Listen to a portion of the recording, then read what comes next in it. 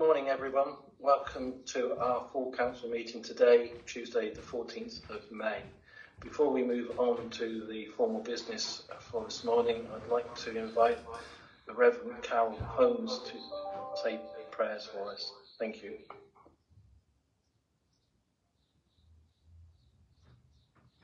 Thank you. It's always a privilege to share with you and bring the greetings of Methodist people. And today, May the 14th, the feast day of St Matthias, who was elected, so particularly appropriate for the agenda that you've got before you. I invite a few moments of quietness in which we might offer our prayers. With the quietness, we hold before God the people of these islands, lives and livelihoods, aspirations and visions, and mindful of the responsibilities entrusted to each of us and to this council as a whole. Those items on today's agenda, reflecting on the joys and challenges of building a safe and caring, healthy and flourishing community. Grant us, O God, wisdom and compassion for each member of this council, that all that is discussed and decided may further the life and well-being of these islands, for all who live here and for those who visit.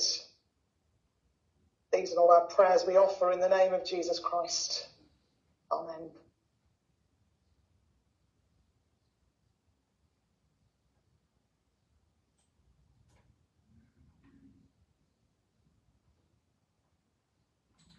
Thank you for that. I'll now move on to the main agenda items this morning. As you're aware, this is the council's annual meeting, and as such we have to elect the various people to the posts that we hold. I will start with item number 1, elections of chairman for 24-25. Do I have any nominations, please? Yes, thank you. I nearly said chairman. Could I propose Councillor Robert Francis as chairman of the council? Thank you. Have we got a seconder? I'd like to second the proposal. Would like to go to the vote. Can we see votes for Councillor Robert Francis, please? That's none. Councillor Robert Francis is elected as chair. We will have a slight 5-minute delay as we do a formal signing of the declaration book. So if you just hold fire for us, please, and those online, thank you.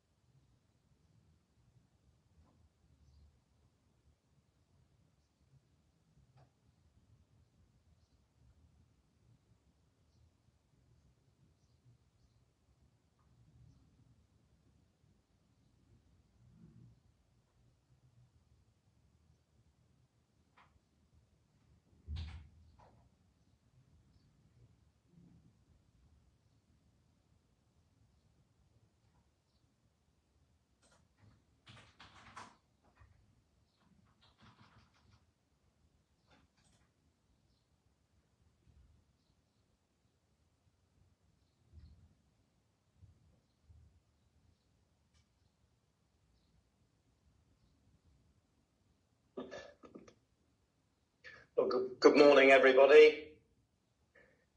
I stood here last year and announced I would not be standing again this year. I reconsidered, and in view of the huge amount of work and substantial projects your council is currently undertaking, felt that if you, our council, wished me to continue that work, I would put myself forward again in order to try and achieve our aims with your support for the final year of this council. I thank you sincerely for your support and will continue to do my utmost towards achieving the best outcomes for our community on Scilly. Thank you.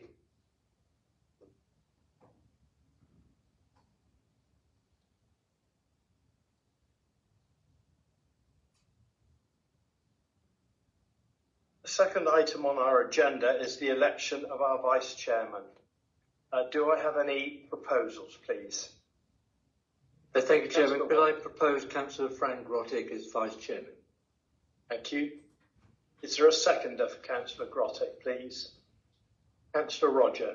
Yeah, I'd like to second the proposal for Councillor Fran Grottig. Thank you. Are there any other nominations?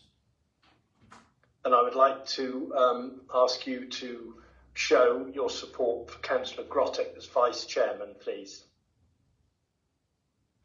That's unanimous. Thank you very much indeed.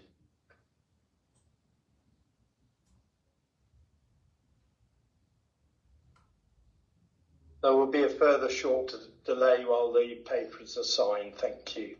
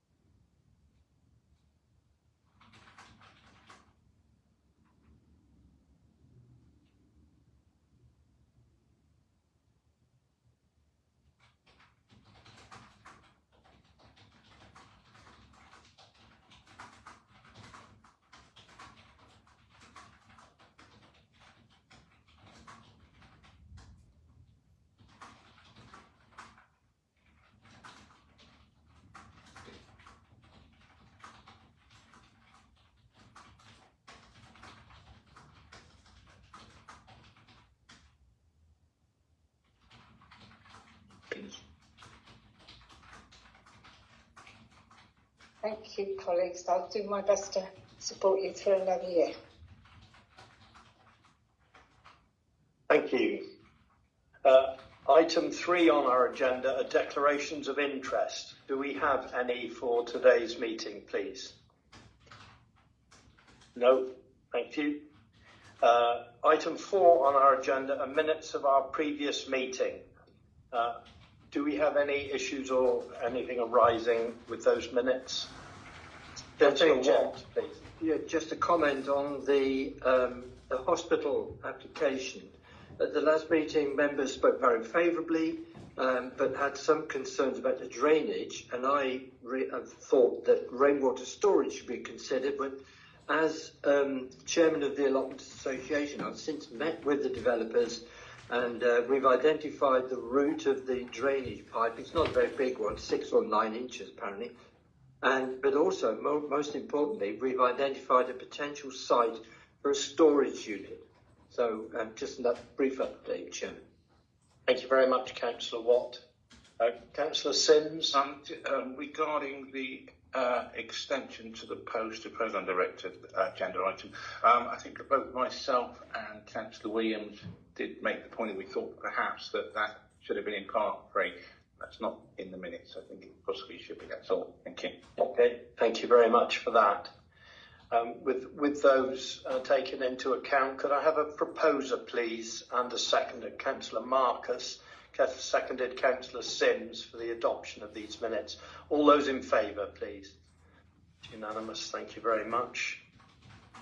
Item 5 on our agenda are Chairman's announcements. Last week, our Chief Executive and I travelled to Anglesey for the Islands Forum, chaired by the Secretary of State, Michael Gove. Attending were leaders and chief executives of all the islands around the UK and the ministers from the devolved governments as well. At the last Islands Forum, the focus was transport and connectivity, where we were at the forefront. This time, the focus was on housing. As you know, we are in the midst of a housing crisis on Scilly, with much needing to be achieved in order to alleviate this.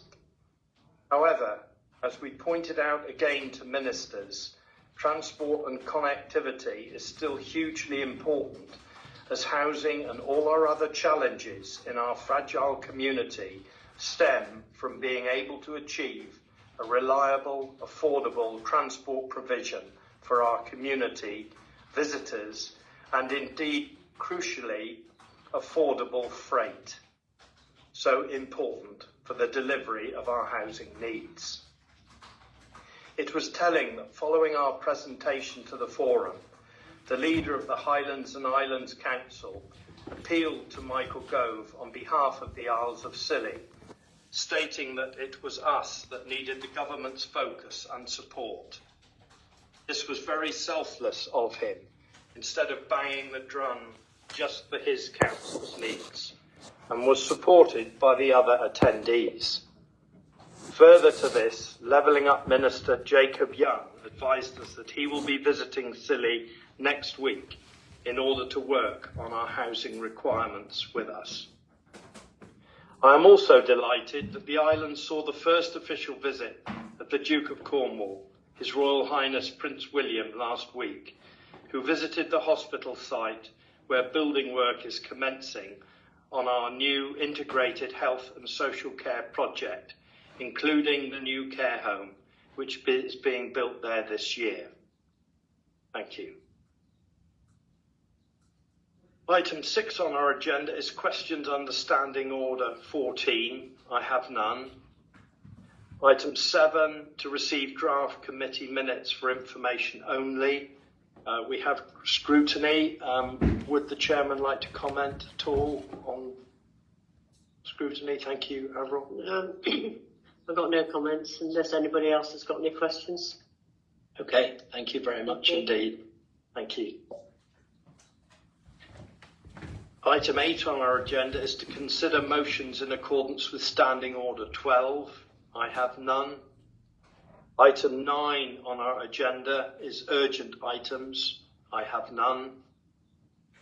So we move on to part 1, item 10 on our agenda, which are the standing orders for 2024 in the hands of our officer, Andrew Thomas. Thank you. Thank you, Chair. Members will be familiar with how all this works, annual council. The standing orders have been recently reviewed by the Governance Committee, so what you have in front of you today is a new draft version of standing orders that the Governance Committee is asking you to consider for approval. There's a couple of minor amendments in there, or how big amendments you think they may be, that are listed in the report. They're around prayers at council and around questions from the public. I don't know if the Chair of Governance might want to add to that, but otherwise it's for members to consider. Chair. Thank you very much. Councillor Sims, please. I'm happy to propose the recommendation. Thank you. Councillor Marcus. Yeah, I'll second the recommendation. Just say that we had a good discussion in governance about 40 minutes going through every point. There was lots of discussion, and yeah, start to welcome questions from the public. It's Thank you. Councillor Mumford, please. Yes, I just wondered if I could clear up something. In the governance meeting, it was passed that we recommend to full council that we don't have prayers at the annual meeting and the December meeting. Can I ask where we are with that? Surely that has to come to full council. Do that now. Right, yeah. So that's for now. Yeah. But it's written here. It's not written in here to take it out. So No, it is. So the new version that you have in front of you doesn't include the standing order that is currently in standing orders, which requires that we have prayers at annual council and December council. In this new version you got in front of you, that standing order isn't in there anymore. it's here. It's here on page 2.4. Oh, is it? My apologies. Well, that is the intention of the governance committee that the recommendation. Surely that's got to be passed by full council first before. Is that what we're doing now? This is full council, yeah. So can I make a proposal, please? You can. That it's up to members if they don't wish to be here for prayers that they leave, but I don't think it should be stopped altogether. Don't know how we word that one. I think it's up to the individual if they want to be here. Councillor Marcus. Yeah, I think the idea of governance was that we remove prayers from the agenda. So prayers can still take place at the start of the meeting. It's just not part of the agenda. So that means that if members want to take part, they can, but it won't affect the quorum of the meeting or be part of the business of the council. Is that correct? Councillor Roger, please. But it wasn't on today's agenda, so nothing's changed, I assume. But yeah, we're committed to do that. We talked about this at the governance committee, and the monitoring officer also mentioned that this is what some other local authorities also do, is not have it as part of the minutes per se. It's not a minutable item in effect, really. It can be, but there's no real utility to minuting it. Yeah, the Chief Executive, please. Okay, yeah, can I just, give some clarity? Apologies that the appendix here still does include 2.4. We would recommend that is removed. The proposal would be that we will still have prayers, but it will, as of this morning, if you noticed, I opened the meeting and then asked for prayers. It will reverse that in the future. We will have prayers and then open the meeting, so it's not formally part of the meeting. And it'll be held sort of 1 minute before the meeting starts. And that is how most councils handle it now, so that the members that do not wish for any reason to be part of the prayers then can attend at the time formal meeting starts 1 minute later. Okay. Thank you. That seems a very acceptable solution. Thank you. Councillor Sim. Rather than go through it, make it complicated, I'm happy to amend my initial recommendation I propose a recommendation, but with 2.4 removed. And I know there's been an instance once with one fairly militant clergyman didn't like the council. He spent 25 minutes going through a whole series of so-and-so begat. But hopefully it'd be quite nice if we got that, actually. Thank you. Okay, thank you. So, Councillor Mumford, are you seconding that proposal? Yes, that we do the prayers first before we Yeah. open the meeting. Yes, that's fine. Thank you. All those in favour, please. Thank you. Right, with that dealt with, do we have any other member wishing to speak on standing orders? No. So we've had a proposal and a seconder for the adoption of the standing orders, I think. Is that correct? Yeah, as well. So all those in favour of adopting the standing orders for 2024? It's unanimous. Thank you very much indeed. Item 11 on our agenda are our terms of reference of the council for the council bodies 2024-2025. Again, in the hands of Officer Thomas. Thank you, Andy. Thank you, Chairman. Yeah, it's obviously annual council. We select the terms of reference under which all our other meetings operate. I don't think there has been any sort of amendment to these that has been mooted or put forward. And so it is very much as it was last year in effect. Okay, thank you.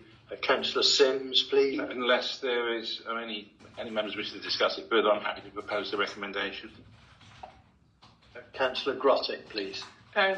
Yes, if I may just comment, there are a couple of amendments, please, before you proceed, Councillor Sims. At 14.12, it says there's no opportunity for a member of the public to make a statement or ask a question, and we've just agreed that we're going to change that.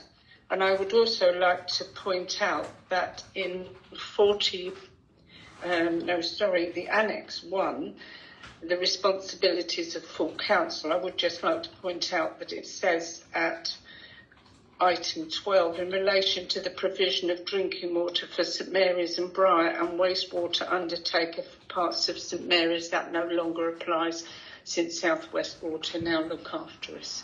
Thank you. Okay, so thank you very much. With those amendments, are you still happy to propose? I'm happy to propose it. I was just with 14.12. When we discussed it, the point was made that it is the chairman's decision if somebody can speak at a meeting. So we sort of have that. It's there anyway. Okay, thank you. And with that, is there a seconder, please? Councillor Guy. All those in favour of the adoption of these terms of reference? Thank you very much. That's unanimous. Item 12 on our agenda are internal appointments, also in the hands of Officer Thomas. Thank you. Andy. Yep, the list provided to you is the list that was agreed by council at annual council last year. I think there was one amendment that was further made after that, which was the following council in June. Since then, there's been no decisions made by council to amend any of those appointments, and so those appointments are in front of you in the paper as they stand. If you wish to change any of them, then obviously now is the time to put that forward. Okay, thank you. Councillor Sims, please. Well, to my understanding, there's been no changes to last year. I'd like to propose the whole lot en bloc. Thank you. Is there a seconder for that, please? Councillor Roger. Recommendation. Thank you. Before we take that, Councillor Mumford, please. Yes, could I just bring up on, are we doing the external ones as well? Or no, sorry. Just okay. Thank you. Thank you. Councillor Grosset. Sorry, that was a previous slide. Thank you, Chair. Thank you. So we have a proposer and seconder to take all the internal appointments en bloc as they stand. Obviously, anybody can suggest alternatives if they wish, but we have a proposer and a seconder. Councillor Mumford, are you waiting to come in? No. Thank you. So we have a proposer and seconder. All those in favour, please. Thank you. That's unanimous. Item 13 on our agenda is the external appointments, again in the hands of Andy Thomas. Thank you. Thank you, Jim. And again, this list reflects the decisions made by annual council last year. I hope I've picked up any amendments that council has made since then. Though obviously if any decisions have been made outside of council to amend these, then they won't be reflected here. And now is the time to confirm them for the year ahead. Thank you. Councillor Mumford, please. Yes, on the external appointments on page 79. Cornwall and Isles Scilly Healthcare Partnership Senate, which I don't understand what that is, but it has said here that this has been changed to Cornwall and Isles Scilly Integrated Care Partnership. Now, I believe that's not our own integrated care, right? And I haven't previously sat on that. I think possibly the last time it was brought up, Councillor Williams had both things. So I think that needs to be made clear that the lead member for adults should be sitting on that as well. Thank you. Councillor Williams, please. Yeah, I totally agree. I think there was confusion when we had me sitting as lead member for children and lead member for adults in their terms of reference. So I think we need to go to I think it's John Gavetta's chair and just explain that we have two individuals fulfilling two roles, just as Cornwall have. But it does seem we're underrepresented on that group at the moment. Thank you very much. Councillor Sims, please. Just on that point, it says current appointments, lead member for adults and public health. Is the lead member for adults also the lead member for public health? Yes, that's the case. Okay, thank you. Okay, thank you. Chief Executive, please. Yes, thank you, Chair. Also, I'd just like to point out to members there are a number of committees on this, or boards that are on this list, that haven't recently finished their work, and we will need to remove them. So just for completeness, I will read those out. It's to do with the Culture Centre and Museum project. So the Culture Centre and Museum Project Group for Business Planning, the one for audiences and programming, the governance and organisational transition, the building and the collections, interpretations and the fundraising. Those boards or meetings are no longer in existence, so we will need to remove those. But the last one on the list, which is the main project board, still remains, but we will make those amendments as well. Okay, thank you very much. So you've heard the various amendments to the external appointments. Do we still have a proposer and a seconder, please, for the adoption of the rest of these en bloc and with the amendments we've heard? I'm happy to make that proposal. Thank you, Councillor Sims. I'm happy to second that. Councillor Roger. All those in favour? It's unanimous. Thank you very much indeed. Thank you, Andy. Item 14 on our agenda is the planning application for land south of Punges Lane, St Mary's, which is in the hands of our planning officer, Lisa. Thank you, Lisa. Thank you, Chairman. Good morning, everyone.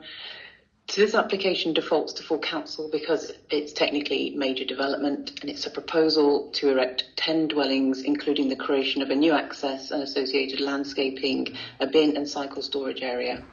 Members will be aware that the site is not allocated for housing in the current local plan, but was allocated in the previous local plan for 15 dwellings and a social facility. On this basis, the site is considered to constitute a windfall site, as it joins and is well related to the Telegraph McFarlane's down settlement boundary on 3 sides.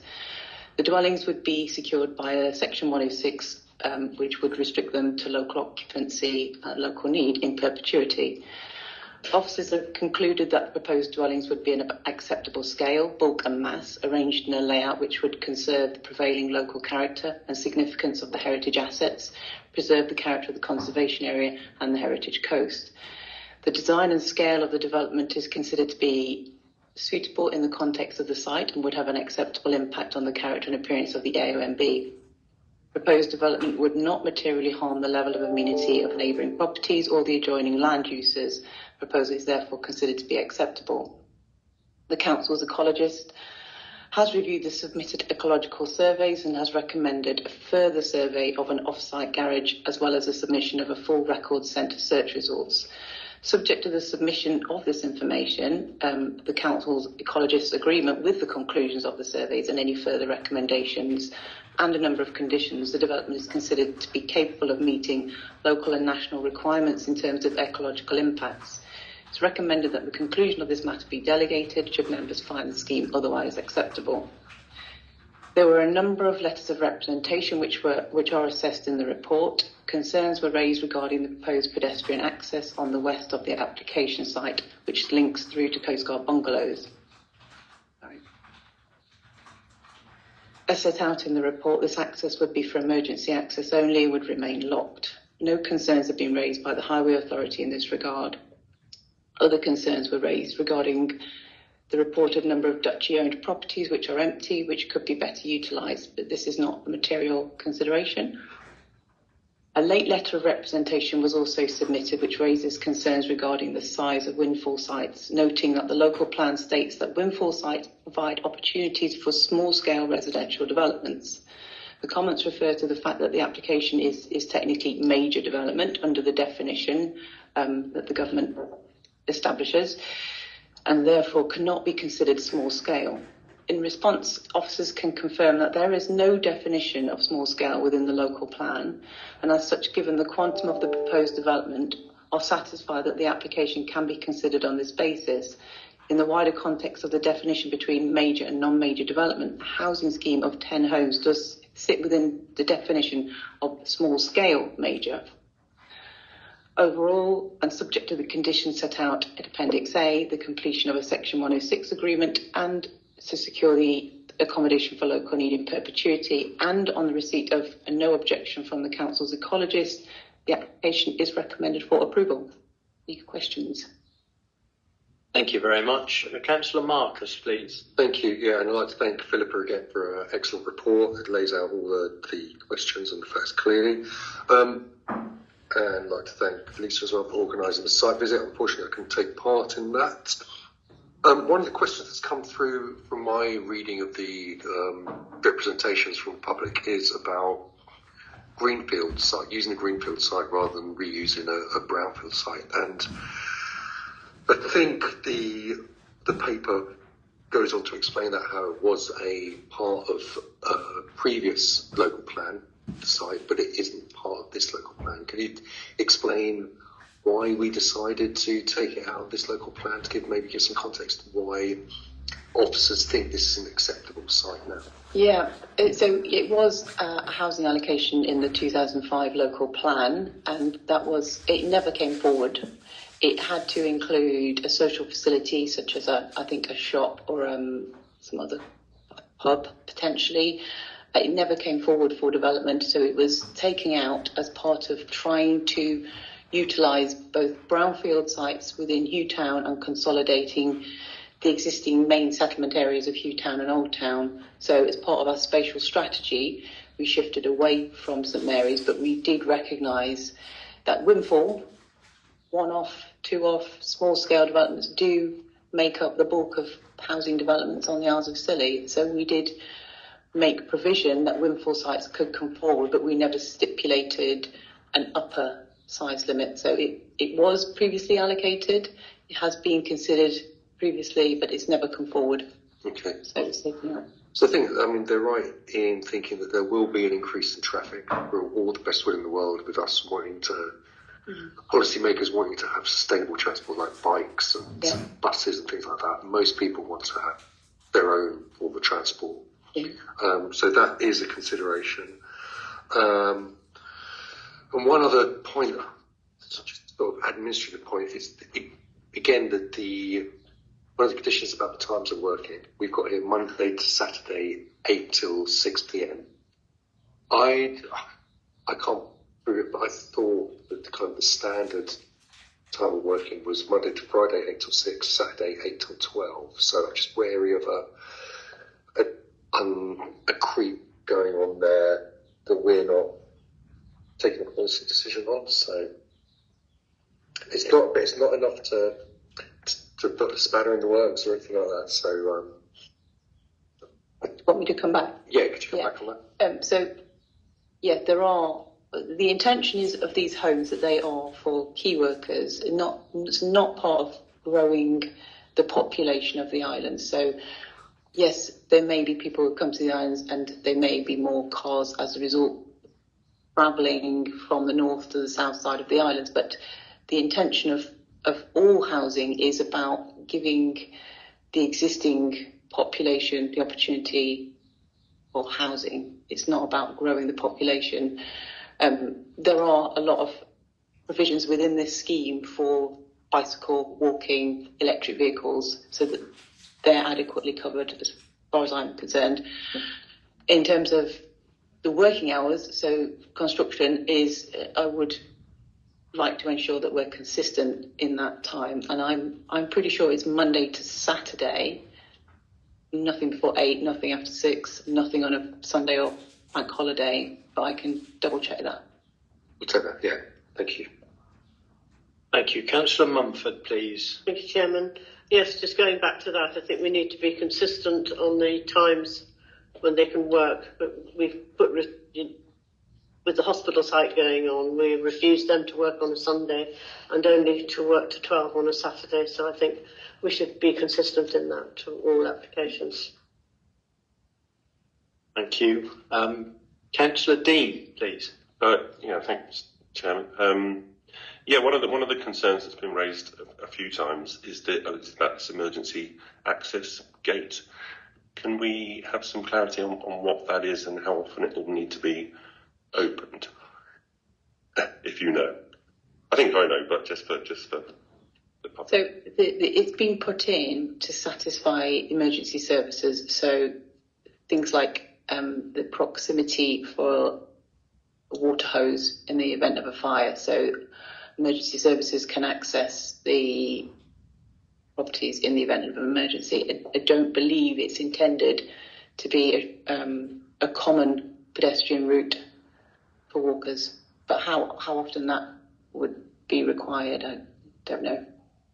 Yeah, my understanding was that it was basically for the fire service to access with a hose to that end of the development if necessary, and that the rest of the time it would be locked and kept closed. So I hope that puts that reassures some of the residents that there won't be a constant flow of pedestrian access through the estate next door. The other thing, I think we have to accept that yes, there will be some negative impact from this. There will be extra traffic on the road, but we are in the midst of a housing crisis, and this is 10 new properties on the island for local use. So I will propose the recommendations. Thank you very much. Councillor Guy, please. Yeah, thank you, Chairman. Just to endorse what Councillor Dean said, 10 new homes for locals. I think it's a great opportunity for us to accept this. I think all the questions have been answered, to iron out, like you said, the working on the Sundays, and I think Lisa's come up with the answers for that. And with that, I will second the proposal. Thank you very much. So we have a proposer and seconder. All those in favour, please. It's unanimous. Thank you very much indeed. Thank you, Lisa. Item 15 on our agenda is the Council Performance Summary for Q4 in the hands of Senior Officer Tom Walton. Thank you, Tom. Thank you, Chairman. Yes, this report presents the Council Performance Summary for the fourth quarter. The recommendation is that the members note the performance summary for the quarter of the final quarter of the financial year 23-24. Thank you. Councillor Mumford, please. Thank you, Chairman.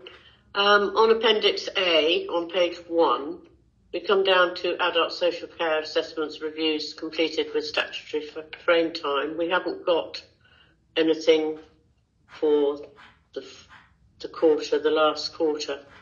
Do you know why? I'll answer that one. For some reason it wasn't put in on that form. It was a slight admin mistake. The answer is the number is 30 as well. It is, I think, because it's the same as Q3. I think there was some confusion over it, but I double checked with the head of service there, and it is 30. Thank you. Thank you very much, Councillor Marker. Yeah, I think it's worth noting the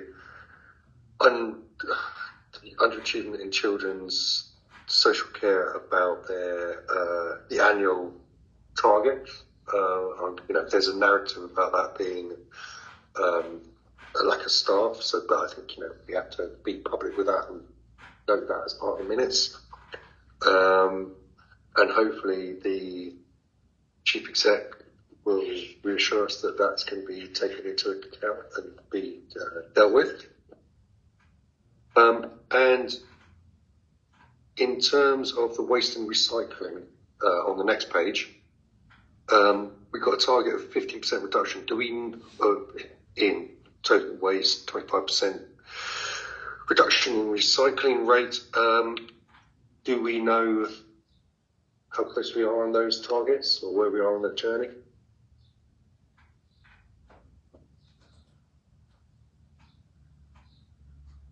I don't know whether Nicola does, who's online at the moment, whether she would like to comment on that one. We'll come back to you. I think you're after the baseline, aren't you? Is that what you're asking? What the baseline is to judge it against? Yeah, because we can't. We can't judge that on these figures because it doesn't tell us. So yeah, that'd be good. Yeah. Shall I suggest that perhaps next time then, instead of just having the percentage increase, we'd put the baseline in on that part of the local indicator, so it's clearer what the baseline is. So if we add the baselines into that local target, it'll make much more sense next time, and we'll get the data to you this week. Thank you. It's also worth congratulating the people at Jim, the pool of Active Silly, the increases that they managed to gain this year. Slight decrease on sessions and classes. But yeah, that's it for me. Thank you. Thank you. Councillor Dean, please. Yeah, a couple of points. One, I think I raised last time, which is the number of vacant posts, and it says pending review. Do we know when the review is likely to be completed, so that we know what the true vacancy figure is? And the other one is about the completion of mandatory training. I'm sure Councillor Bedford would have brought this up if she'd been here, that that should be 100%, and because it is mandatory, unless there's some kind of clerical adjustment to be made there. There's some clarity on that as well, please. Yeah, I can respond. The number of vacant posts, that review is currently underway between myself and the head of HR. I anticipate that coming back to members as part of the process of updating our policies for HR, which is ongoing at the moment. In terms of the statutory training, we are having a significant push at the moment through all managers to make sure that our mandatory training is up and above 90% is our target. And I say I have asked and through management meetings pushed for that in the last couple of weeks. Thank you. Councillor Grottick, please. Thank you, Chair. May I ask a question about the first page where it says that 23-24 to date, although we haven't got any read or reported, we've got 17 incidents and 8 accidents, which is obviously seems a bit concerning, but it's good that people report when there are incidences. Can I just ask if we have a good monitoring system to try and learn from these incidents and accidents, please? Chief Executive. Yeah, I mean, whether Nicola wants to support me. Yeah, I mean, we obviously encourage the reporting of incidents because identifying the incidents when they happen and recording them is a lesson learned, and it prevents the accidents.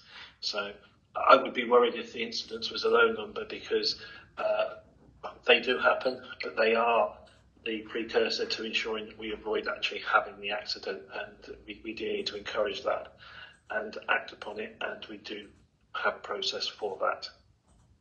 Thank you. Nicola? Yeah, I think it's a lessons learned. I think if we saw no incidents reported, I'd be very worried. What we've developed is a culture of reporting incidents and learning from them. So from each incident, the health and safety review then looks at what the lessons learned are so that policies and procedures can then be updated. So it's important that we do report incidents. What's really important here is that there's no radar escalation. So we've done well reporting and learning in the last year. Thank you very much. Councillor Williams, please. Yeah, we've touched on the mandatory training already, but again, just wanted to highlight, as it's specified here clearly, that domestic abuse and sexual violence is massively lower than the others, where some are running at 90%. To see only 30% have done the domestic abuse and sexual violence training is disappointing, to say the least, but I'm sort of reassured by what the Chief Executive said, but hope that one can be given a real boost to recognise the importance and value of that training across the whole community, not just across the council workforce. Thank you very much. Could I have a proposer, please, for the adoption of the recommendation? Councillor Marcus, seconded Councillor Sims. All those in favour? It's unanimous. Thank you very much. Thank you, Tom. With that, I will close the annual meeting in record time. Thank you very much.